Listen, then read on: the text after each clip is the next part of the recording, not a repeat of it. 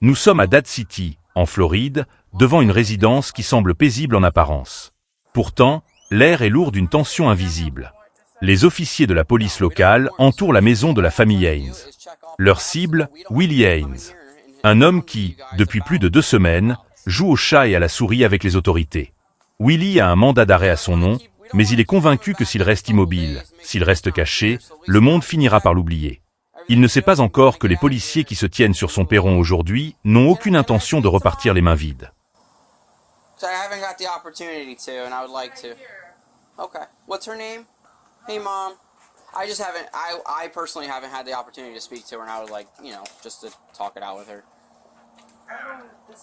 L'intervention débute par une joute psychologique intense. L'officier au commandement ne cherche pas l'affrontement physique immédiat. Il sait que dans cette maison, il y a une mère, une sœur et des enfants. Il utilise la parole comme un scalpel pour disséquer les alibis de la famille.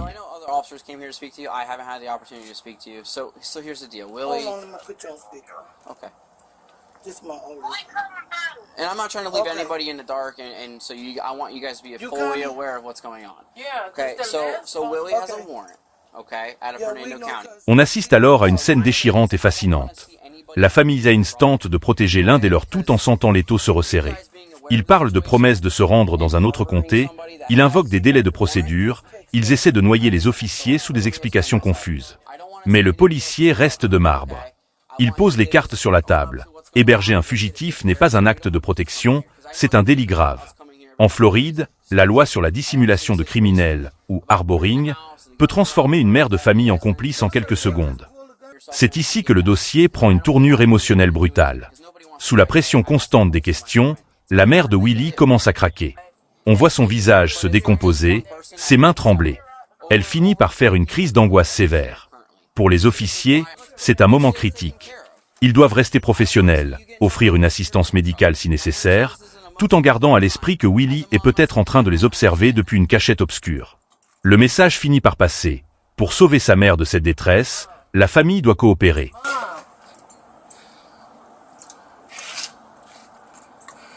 Mom, listen. Mom, breathe. Breathe, Mom. Makai going to get a rag. She can go. Does she have any medical things? She has bad anxiety. Okay. It's to the point that she faints. Does she need medical attention? Do you need an ambulance? Mom, she has pills that... Okay. Calmest way possible, the most professional way possible. Ils finissent par autoriser les policiers à pénétrer dans le sanctuaire familial. Une fois à l'intérieur, l'atmosphère change. Le silence de la maison est oppressant. Les policiers fouillent chaque recoin avec une précision chirurgicale. Les chambres, les placards encombrés, les espaces sous les lits de l'étage. Rien. Willie semble s'être volatilisé. Mais l'expérience des patrouilleurs de Floride leur souffle une autre direction. Dans ces maisons au climat tropical, il existe un espace souvent oublié, une zone de chaleur suffocante entre le plafond et le toit, le grenier. L'instant où la lampe de poche de l'officier balaie le plafond est le point de bascule de cette vidéo. La trappe est là, légèrement décalée. C'est un espace exigu, rempli de laine de verre et de poussière, où la température peut grimper jusqu'à 50 degrés en plein après-midi. L'ordre tombe, sec et définitif. Willie, descends de là, on sait que tu y es. Le suspense est à son comble. On attend de voir si le suspect va sortir en paix ou s'il va transformer ce grenier en barricade.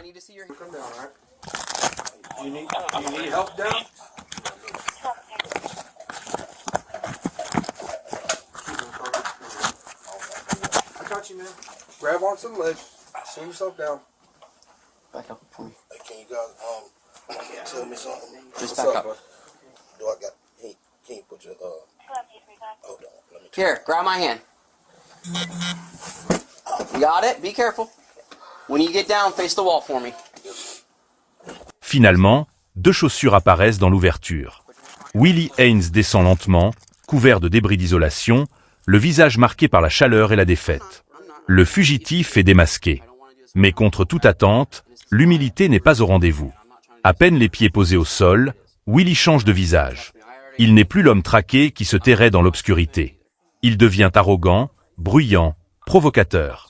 Il commence à questionner la légitimité de l'entrée des policiers, à invoquer des vices de procédure, comme pour masquer la honte d'avoir été trouvé caché comme un enfant. Or anything like that, man. You really ain't even supposed to like be here. I understand, but you ain't supposed to be here. You ain't got no search warrant. You came and like. So I got permission from Hold on. family You here. didn't like have a search warrant for my mom. Y'all been coming here. Correct. And listen, You're absolutely right, sir. listen.